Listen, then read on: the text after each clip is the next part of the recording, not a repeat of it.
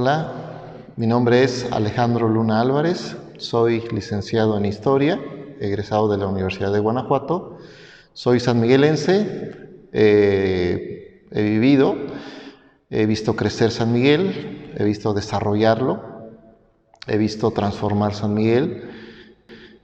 ¿Y qué decir de San Miguel? Pues San Miguel es más que un pueblo mágico, una ciudad que tiene todo un historial, todo un pasado en sus diferentes etapas históricas y de la cual hay que descubrir mucho sobre San Miguel.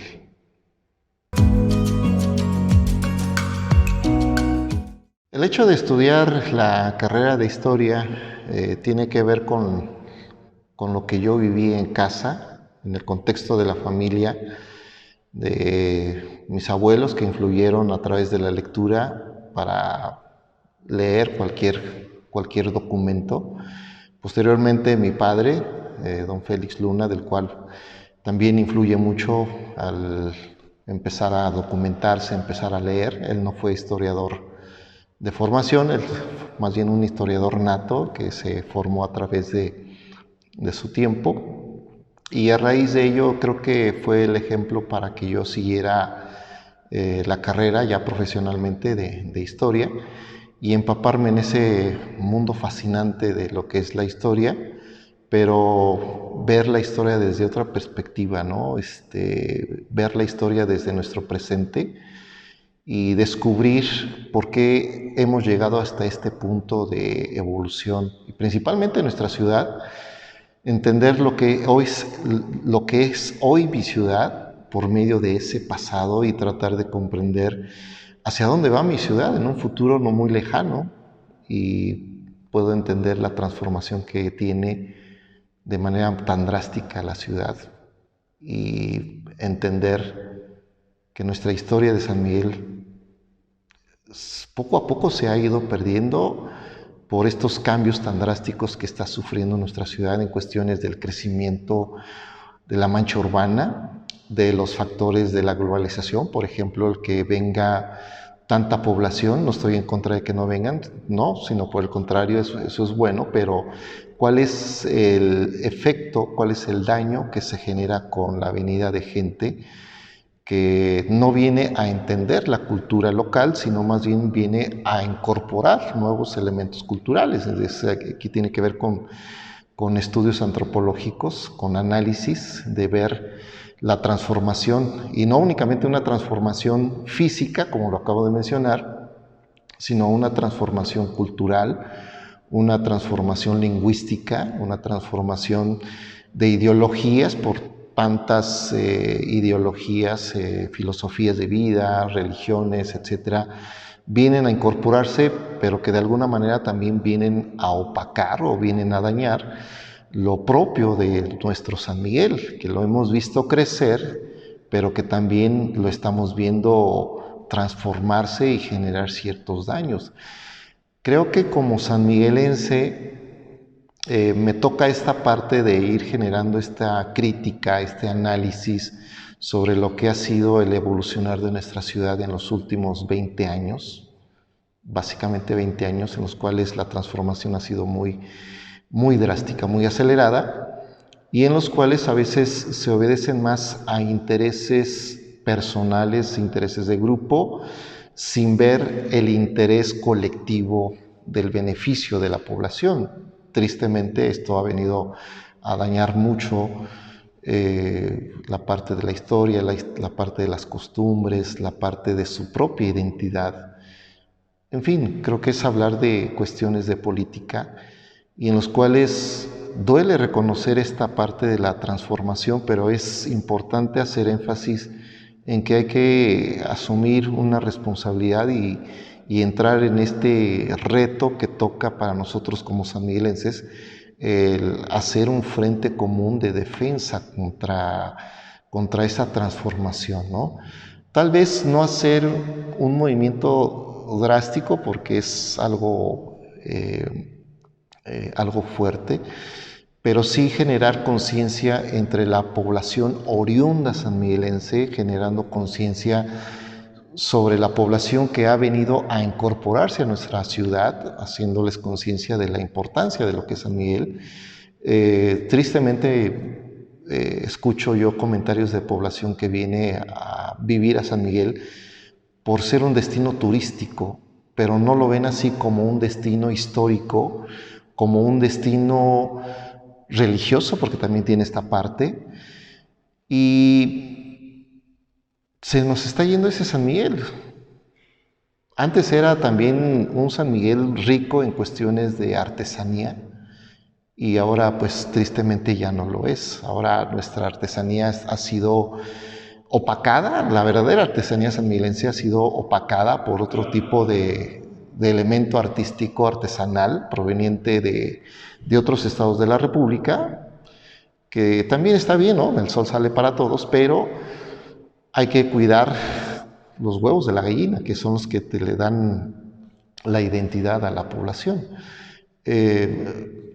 Actualmente ya no podemos hablar de una artesanía de la lana en San Miguel, ya no podemos hablar ahora de una artesanía de la hojalatería, como era décadas atrás, de una artesanía de la herrería artística, como era anteriormente, de otro tipo de artesanías como la cartonería, el papel maché, en fin, entre otros aspectos que también se han ido perdiendo y del cual pues ahora nos toca a nosotros como miembros de la sociedad sanmiguelense y en mi papel como historiador y como difusor de la cultura, pues hacer énfasis en la importancia de difundir lo que es la verdadera identidad de San Miguel.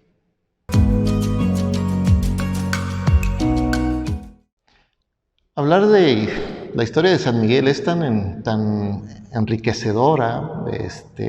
En San Miguel tenemos historia prehispánica, tenemos sitios arqueológicos, uno de ellos abierto, los otros están ahí identificados pero no trabajados, falta presupuesto. Tenemos una rica historia virreinal, muy enriquecedora, y de la cual la historia que no se cuenta o que no vas a escuchar con los guías de turistas es esa historia en la cual tú vives. Y de hecho cuando me ha tocado a mí llevar a algunas personas que me piden que yo les platique la historia, que les narre la historia, que los enamore de la historia de San Miguel, porque suena interesante esta palabra, que los enamore de la historia de San Miguel, es llevarlos a los lugares que son más enigmáticos de San Miguel, y es sus propias calles.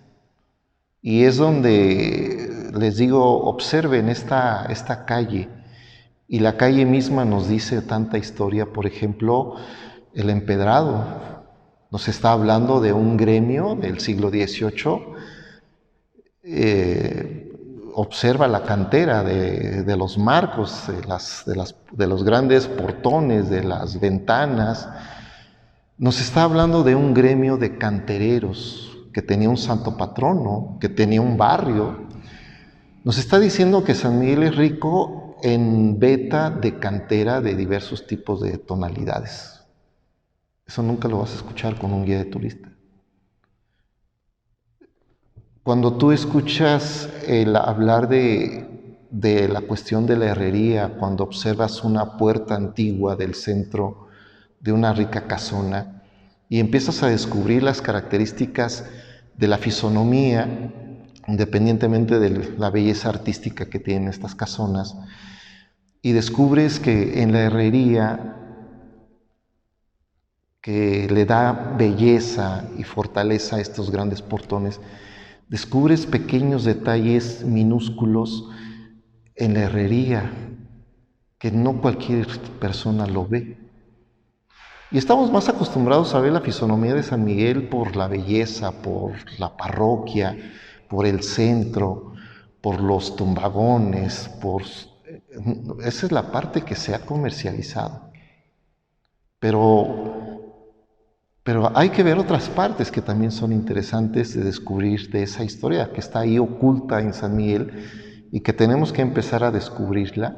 Por ejemplo, parte de la gastronomía. Hay que descubrir los dulces típicos de San Miguel, de aquel antaño.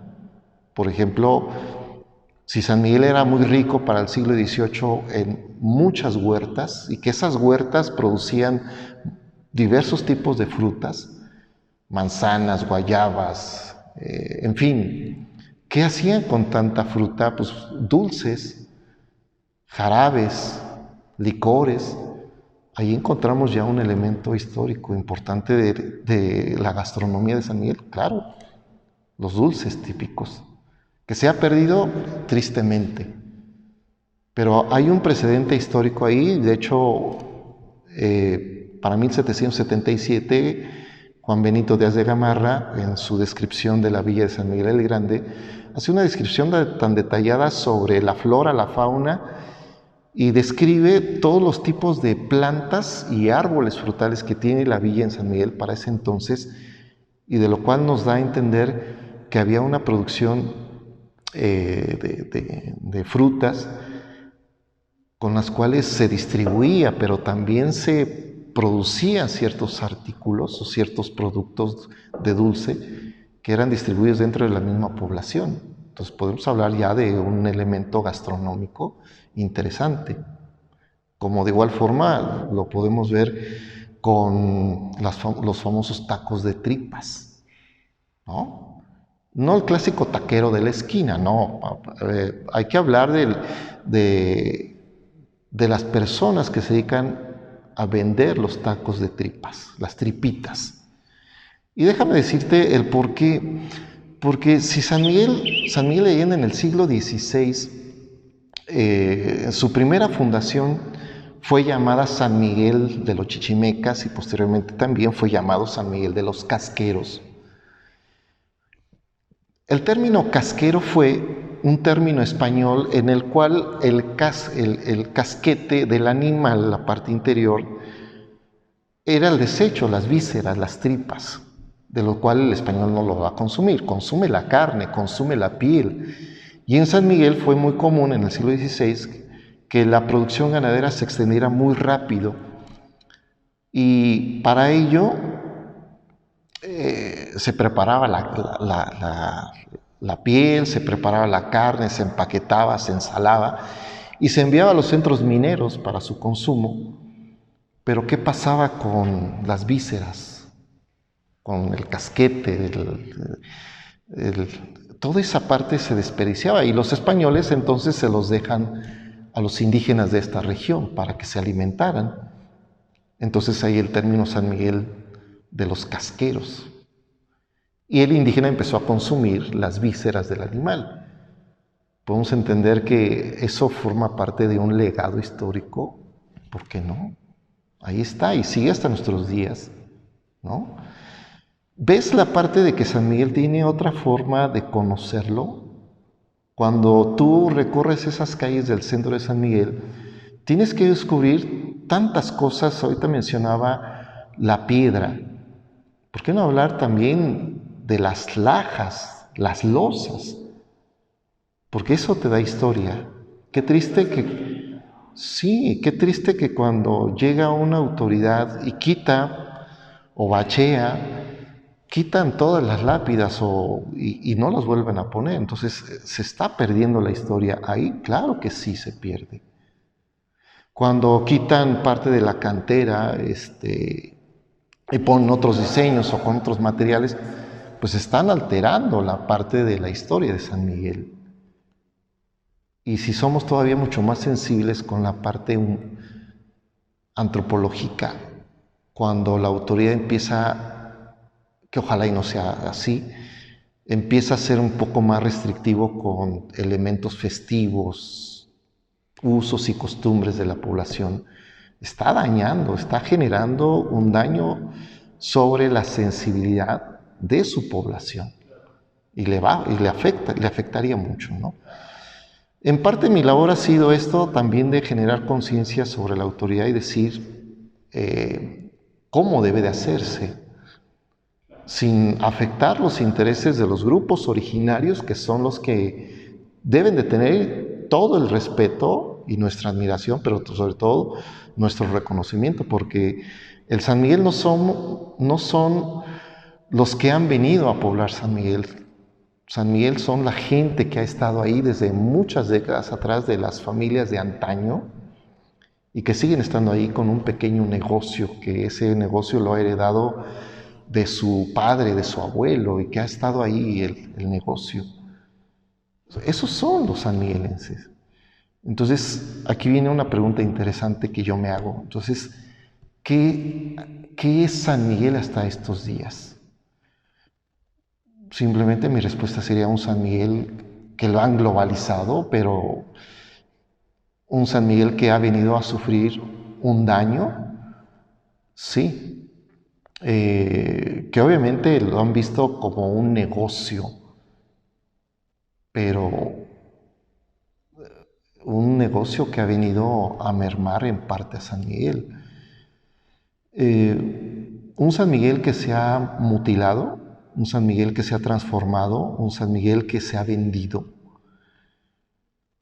Un San Miguel que no necesita de publicidad, porque San Miguel con su propio nombre se está vendiendo a sí mismo, pero qué triste reconocer que San Miguel se vende actualmente por sus centros nocturnos, por sus galerías, por sus artistas que vienen, por sus espectáculos culturales que han venido a incorporarse, etc. Sí, no tradicionales. Pero ya no se vende ese San Miguel tradicional, ha quedado opacado. Es la parte que me toca a mí empezar a generar como un defensor, junto con otras personas que también tienen que empezar a sumarse a esto, ¿no?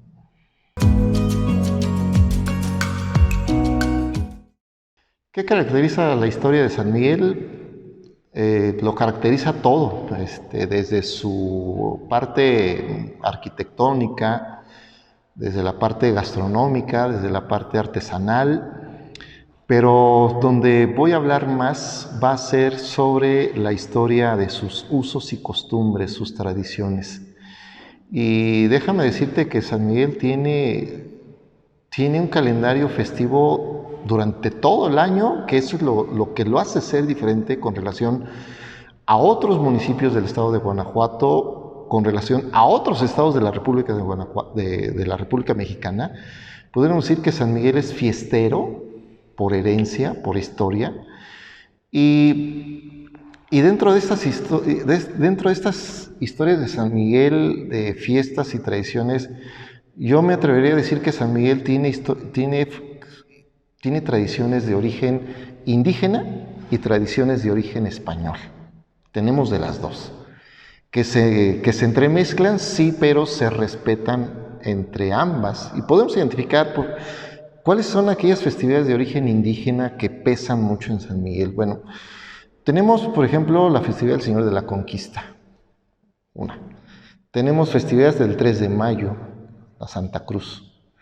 Tenemos festividad indígena, por ejemplo, la reseña Señor San Miguel en el mes de agosto. Tenemos la fiesta patronal del Señor San Miguel, que es 100% indígena. Y tenemos también la festividad del Día de Muertos, que también tiene un arraigo indígena, que hay que reconocerla y que mucha gente no lo identifica. Y si pensamos cuáles son las festividades que son de origen español aquí en San Miguel, pues tenemos la de la Candelaria, tenemos la de la Virgen de la Concepción, qué decir de Semana Santa, Semana Mayor, 100%. Tenemos la de septiembre, la Virgen de la Covadonga, la Virgen de Loreto, muy españolizada. Que es la patrona, ¿no? Que es la patrona. Y de hecho algo interesante es que San Miguel tiene 3 patrones, cosa que otras ciudades, cosa que otros municipios no tienen. San Miguel tiene 3 patrones.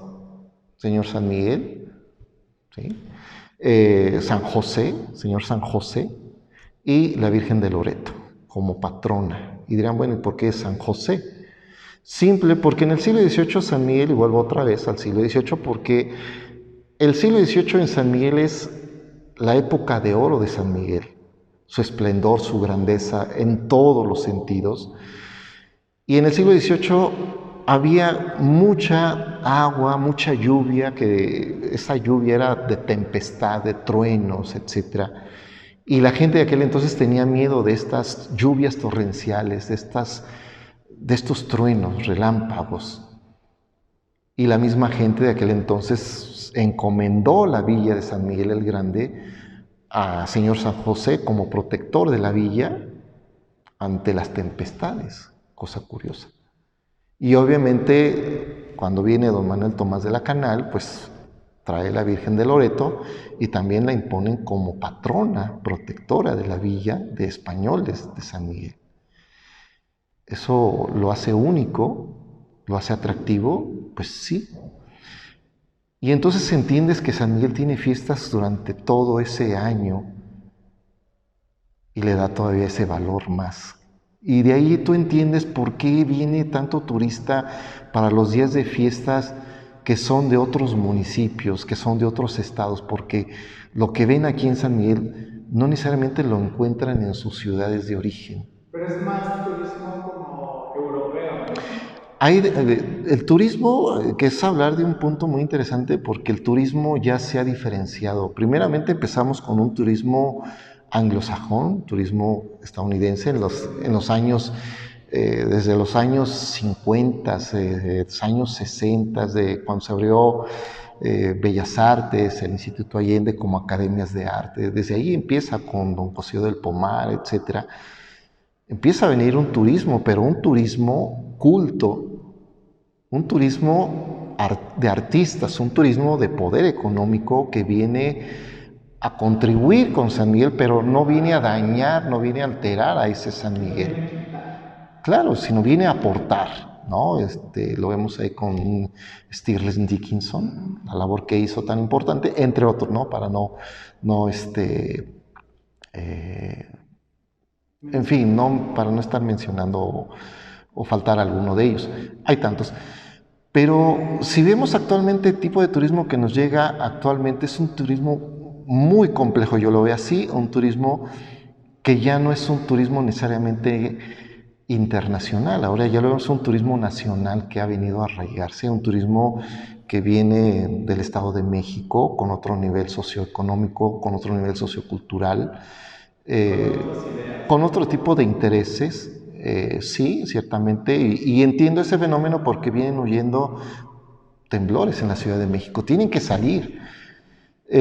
Otro tipo de intereses de turismo es el que viene de poder económico y que compra una propiedad en un fraccionamiento, en una zona residencial, pero que no le interesa la historia de San Miguel, le interesa vivir en San Miguel, pero no le interesa cómo se formó ese San Miguel, le interesa o tiene otro tipo de interés. Tenemos otro tipo de turismo que es el turismo sudamericano, cuántos argentinos, cuántos chilenos han llegado a San Miguel, pero con otro tipo de interés, negocio, ¿no? Un tipo europeo de turismo que ha llegado, sí, pero ya no se mantiene en su reserva, ¿no? Y tristemente el tipo de turismo anglosajón, el tipo de turismo estadounidense que ha llegado últimamente, obviamente entendiendo los problemas económicos de Estados Unidos con sus devaluaciones, con sus crisis, pues ha venido un tipo de estadounidense de nivel socioeconómico y sociocultural bajo. Que si antes el estadounidense te compraba una propiedad grande, ahora vemos que el estadounidense que viene no viene a comprar una propiedad grande, viene a rentar un pequeño departamentito en una colonia de la periferia de San Miguel y del cual te da a entender que hay un grave problema porque ¿qué interés tiene aquel estadounidense que viene a nuestra población? Y ves que vienen con otro tipo de intereses, ¿no? Con otro tipo de ¿cómo llamarlo? No sé, de daño. Hablemos del problema de narcotráfico, hablemos del problema de narcóticos, ¿no? Del consumo de algún estupefaciente. Tal vez podemos ir entendiendo por qué entonces la delincuencia en San Miguel, los cárteles, por qué buscan que San Miguel sea atractivo para un cártel y no dejarlo, porque hay un atractivo, un consumo de ciertos grupos. En fin, creo que es meter el dedo en la llaga, ¿no? Y del cual hay que mantenernos en reserva.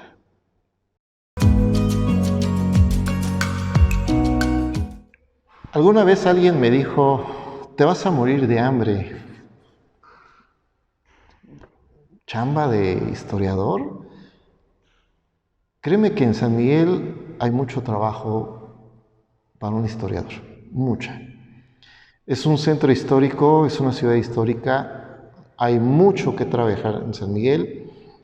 Podría decir que San Miguel tiene que rehacer su historia, mucha de su documentación. A principios del siglo XX, en un incendio, pues consumió todo el archivo. Eso implica reconstruir la historia de San Miguel. Hay trabajo, muchísimo. ¿Se mueren de hambre los historiadores? Pues se muere de hambre el que no busca y el que no quiere progresar. Se muere de hambre el que no está apasionado por la historia. Se muere de hambre aquel que no entiende el sentido de lo que es la historia y de lo que debe de hacer con la historia. Hay mucho trabajo para un historiador de San Miguel, bastante. Es una beta que está ahí, dispuesta para ser trabajada, porque hace un instante mencionaba, la misma piedra, la misma cantera es para trabajar, hacer un trabajo de investigación sobre los gremios que había en el siglo XVIII. Es tan solo uno. Y podríamos sacar tantos, la imaginería, los santos. Hablar de la parte gastronómica, otro punto también para trabajar.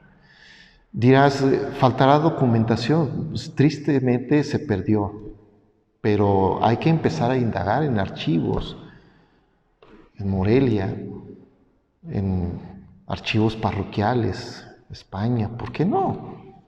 Es allá donde está también la historia de aquí de San Miguel, pero también es hablar del trabajo de interpretación que podemos hacer sobre la historia. Y hace un instante mencionaba, la historia se vive en las calles de San Miguel, cuando vas recorriendo y visitas cada una de esas calles que te están diciendo la historia, y únicamente tienes que dialogar con esos objetos que es la misma historia. Y les decía, observen la piedra, observen las grandes puertas, observen la herrería, observen las incrustaciones de hojalatería que hay ahí, que te están diciendo, ese es el trabajo que se hacía del artesano en ese siglo XVIII y que hasta nuestros días está casi extinto. ¿Que nos quede en nuestra memoria? Sí. Entonces hay mucho trabajo para investigar en San Miguel, créeme que mucho, mucho. Es una beta madre, la historia de San Miguel.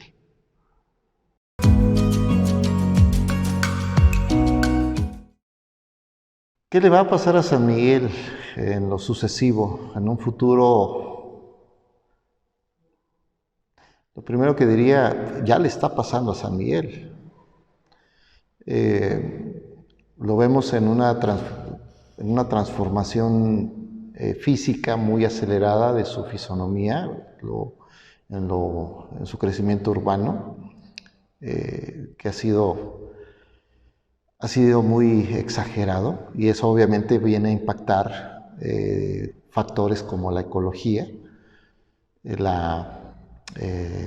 consumo mayor de recursos naturales como el agua, que para mí es un verdadero problema, que ya no puedo verlo a un futuro muy distante, ¿no? Ya lo veo en un problema de nuestro tiempo, ya de nuestra época, y en el cual irá escaseando el agua poco a poco. Ya está el problema. Lo veo con un problema de contaminación visual, claro que también hay que verlo, con tantos espectaculares, un problema de basura, porque al venir más gente viene el problema de mayor incremento en cuestiones de la recolección, pero sobre todo para poder deshacerse de la basura. Es otro grave problema. Aunque haya una política para controlar la basura, hay que ver que este problema no se soluciona tan fácilmente. ¿Qué decir del problema del drenaje? un problema que viene a incrementarse con la creación de cada vez más fraccionamientos, más zonas para albergar a más gente. El problema es grave, que ya lo estamos viviendo, donde podemos ver por qué continuamente, y sobre todo en tiempos de lluvia, vemos que se botan las cañerías, las tapas de las cañerías se botan, pues se tapan, porque es insuficiente el drenaje, el desperdicio que se viene. Pero el grave problema, ¿a dónde va a parar? ¿Es suficiente el control de las aguas, el tratamiento de aguas, la que tenemos aquí es suficiente para la cantidad de desperdicio de agua sucia y volverla otra vez a retratar? No, yo creo que el problema ya está aquí presente. El problema de inseguridad, tanta gente que viene con tantos intereses, ¿es suficiente la cantidad de policía? ¿Nuestra policía está preparada para esto? Entonces ve cómo un problema viene a acarrear otros tantos problemas en los cuales tenemos que ser objetivos, pero también muy analistas de ese problema. ¿Y qué decir de los problemas ambientales de contaminación? Cada vez más vehículos. Es un verdadero problema, ya es un caos. ¿Y qué tanto viene a beneficiar el cerrar ciertas calles de la ciudad? ¿Qué tanto entonces viene a beneficiar el que el transporte público siga siendo de grandes, de más de 3 toneladas los vehículos, a reducirlos a menos?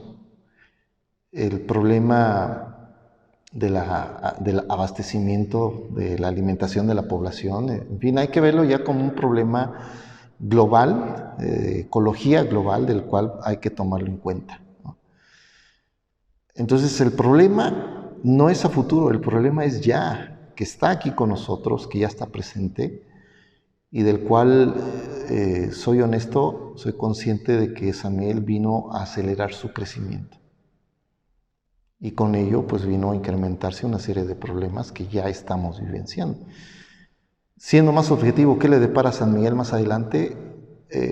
Un caos, que ya está ahí, pero que más adelante vendrá a hacerse más caótico, ¿no?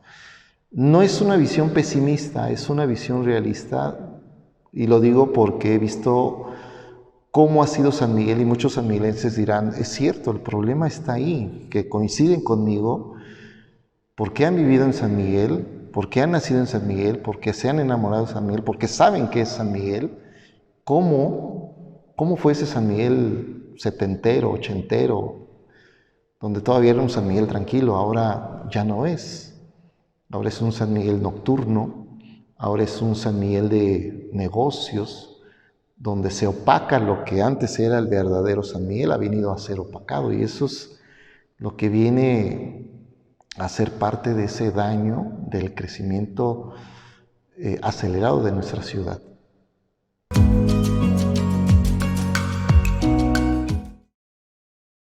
La mejor historia de San Miguel, y tal vez la palabra no es correcta, la mejor historia de San Miguel, no, más bien la riqueza en la cual se sustenta la historia de San Miguel, siglo XVIII.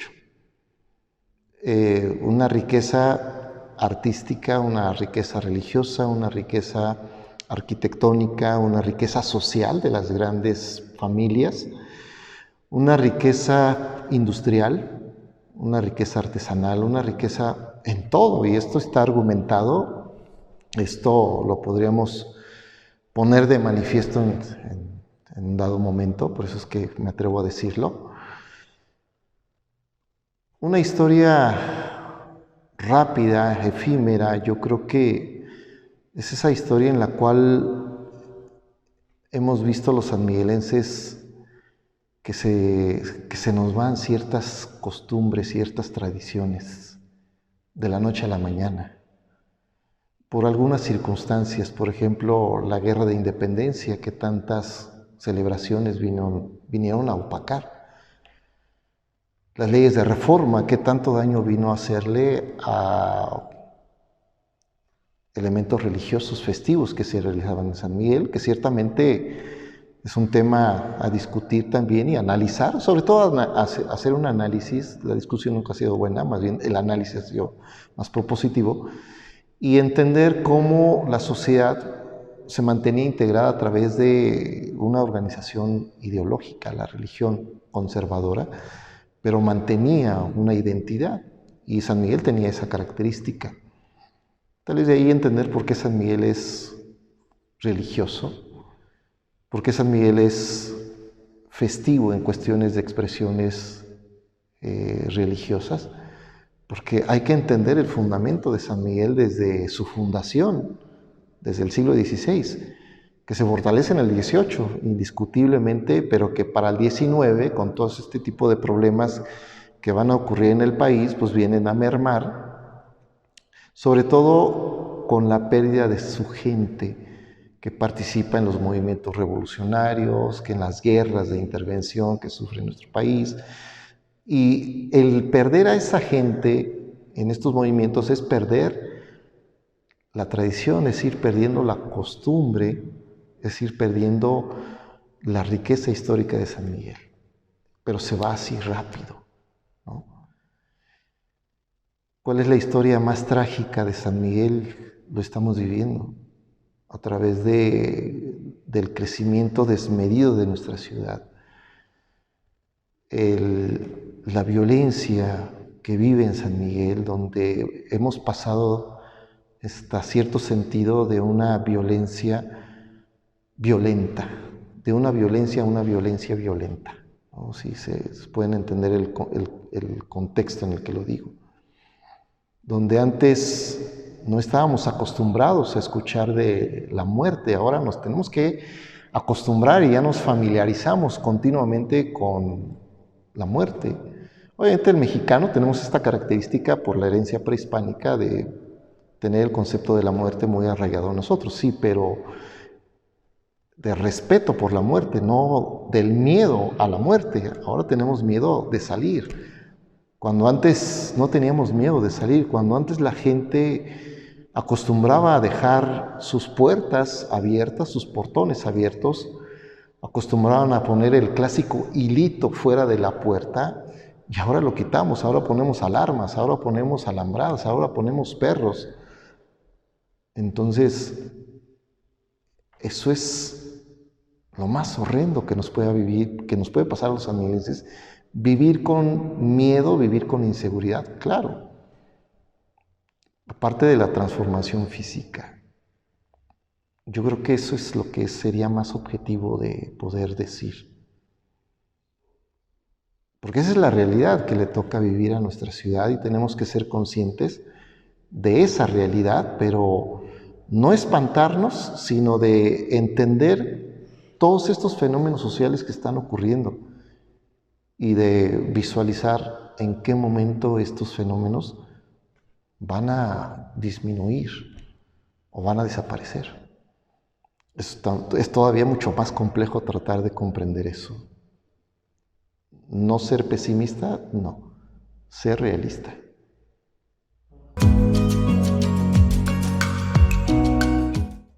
Mi historia favorita siempre ha sido San Miguel del siglo XVIII. Es una riqueza porque cuando entiendes el San Miguel del siglo XVIII, entiendes tantas cosas de lo que tiene tu ciudad. Entiendes su esplendor, entiendes por qué tantas iglesias en San Miguel. Entiendes por qué la traza de su ciudad. Entiendes por qué una calle de mesones. ¿Qué son los mesones? Pues los clásicos hoteles de nuestra época. ¿Cuántos mesones hay sobre la calle de mesones? ¿Qué nos da a entender eso? La continuidad de tránsito de mercancías, de personas que transitaban por esa ruta de la Plata, de tierra adentro, que iban hacia el norte, a los centros mineros, y que transitaban continuamente. Cuenta cuántos mesones hay sobre esa calle y te da una idea de la importancia. Trata de entender entonces por qué ricas familias adineradas vinieron a vivir a San Miguel, pudiendo haber vivido en la Ciudad de México, pudiendo haber vivido en un centro minero donde estaba el poder. ¿Por qué San Miguel? Y la respuesta es muy obvia cuando descubres la parte geográfica de ese San Miguel, de su geografía física, y descubres que era un vergel, era un Edén. Mencioné esa descripción del padre Juan Benito Díaz de Gamarra, un personaje importantísimo. Ahorita les explico de cómo describe ese San Miguel del siglo XVIII. ¡Wow! Impresionante. ¿Cuánta cantidad de manantiales tenía San Miguel? Muchísimos, que brotaban. ¿Y ahora? ¿Cuántos lugares de agua caliente? ¿Cuántos manantiales? ¿Cuántas aguas termales tiene San Miguel? Y entonces te explicas, ¿por qué entonces el padre Luis Felipe Neri Alfaro quiere ir a fundar un santuario de ejercicios en donde hoy es el santuario de Totonilco? Por las aguas termales, por la enfermedad que él tenía, encontró en esas aguas termales curación, mermó su enfermedad, sí. Aguas termales, clima, flora, fauna. Y déjame decirte, Juan Benito Díaz de Gamarra, un personaje que no nació en San Miguel, se quedó en San Miguel, vino a estudiar en ese colegio de San Francisco de Sales, similar en importancia como si fuera la Real y Pontificia Universidad de México, de importante allá, acá también era igual de importante el Colegio de San Francisco de Sales, y vienen muchos de la Ciudad de México, de Morelia, vienen a estudiar en este colegio que es de primer nivel.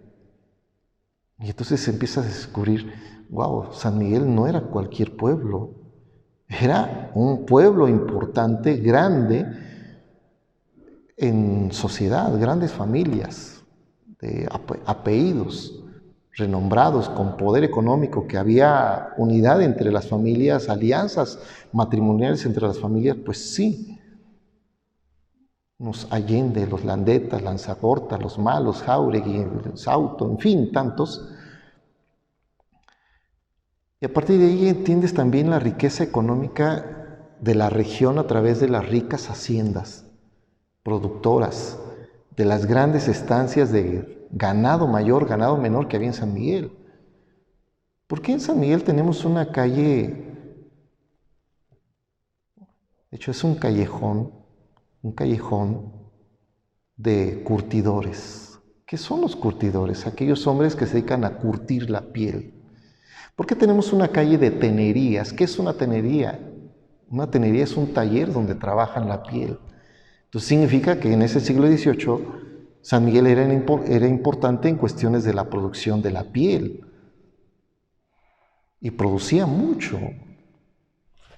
Uno de los hermanos Aldama tenía una tenería, se dedicaba a eso, también tenía. ¿Y qué decir cuestiones del ganado de Toro de Lidia? Y hablamos de Toro de Lidia. Estancias de ganado mayor muy importantes, y qué decir de las estancias de ganado menor, las borregas. Un dato interesante nada más para hacer este paréntesis. Cuando viene don Manuel Tomás de la Canal y trae la devoción de la Virgen de Loreto, en la Santa Casa de Loreto, él la va a patrocinar, él la va a financiar toda por su devoción a la Virgen de Loreto. Y toda la construcción es financiada por él. Es muy rico, muy poderoso el Señor. Y como detalle extra dice, ordena que para sufragar los gastos del mantenimiento de la iglesia y de la Virgen, dota de una cantidad mayor de ganado menor de borregas, nada más para sufragar los gastos que se puedan generar con la Santa Casa, con la iglesia. Tú dices, wow, entonces, ¿quién es el señor don Manuel Tomás de la Canal? Un hombre poderoso. Su casa solariega, lo que hoy conocemos como Instituto Allende, pues era su casa de descanso, de verano, donde iban, ahí pasaban. Y tú ves la inmensidad de la propiedad y dices, wow. Y nada más una familia. ¿Y qué decir de las otras familias? Y puedes entender la riqueza de las casas que se encuentran en el centro de la ciudad, hoy de la segunda plaza de armas de la ciudad. La primera plaza fue la Plaza de la Soledad. Para el siglo XVIII se traslada a lo que hoy nosotros conocemos como nuestro jardín principal. Pero cuando tú ves la fisonomía de las casonas alrededor, entiendes el poder económico y el dinamismo que tiene. ¿Ves entonces que San Miguel se sustenta, se fundamenta más en el siglo XVIII? Impresionante. Y si eso es en cuestiones de su fisonomía, sería justo también el mencionar la parte de las personas, del indígena. Porque me he concentrado más en la parte de lo urbano, pero ¿qué decir de ese San Miguel rural?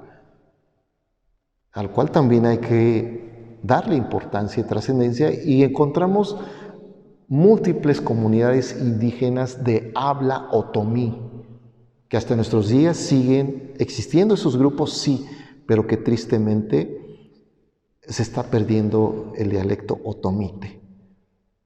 Y hay un mayor predominio sobre el lenguaje del náhuatl, que se han venido indígenas de Oaxaca, indígenas de Chiapas, a vender sus productos, pero con sus dialectos del náhuatl, ¿no?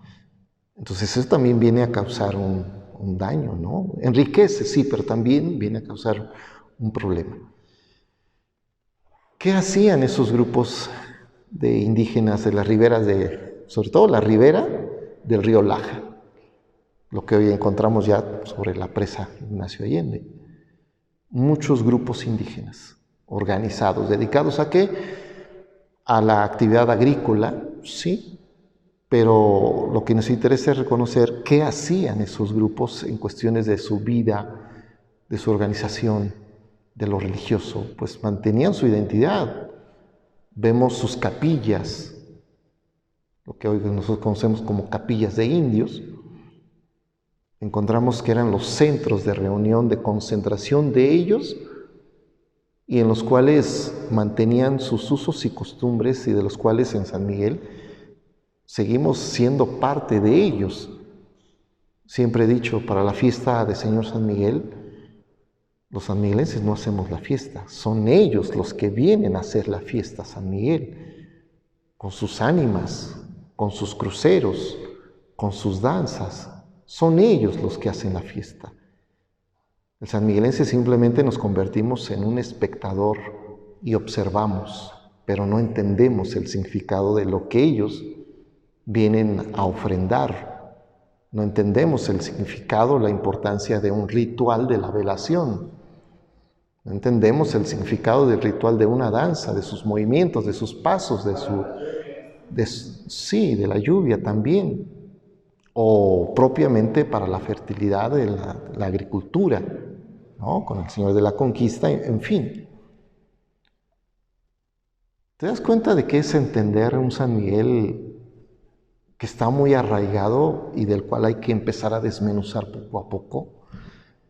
Y que tiene una gran riqueza donde tenemos que ser muy cuidadosos, pero sobre todo ser muy sensible de lo que ocurre en ese San Miguel de antes, y darnos cuenta de que si en San Miguel han venido otro tipo de festejos a incorporarse, intereses a incorporarse, qué daño le pueden generar a lo tradicional y a lo propio de San Miguel, ¿no? Tantos festejos que se han venido a incorporar últimos años en San Miguel, donde le dan más importancia. Sí, pero ¿qué pasa con los que son de las comunidades? ¿Sentirán entonces el mismo gusto de entrar en confianza a su ciudad? ¿Sentirse arraigados o se sienten marginados por otro tipo de personas, por otro tipo de ideologías? Es ahí donde hay que ser un poquito más sensibles, porque pues, fácil se nos puede hacer el crear un festival en San Miguel de lo que tú quieras, sí, pero ¿cómo va a afectar a lo que ya estaba desde siglos atrás? ¿Cómo va a afectar? Y creo que es ahí donde tendremos que tener un poquito más de cuidado en ese sentido.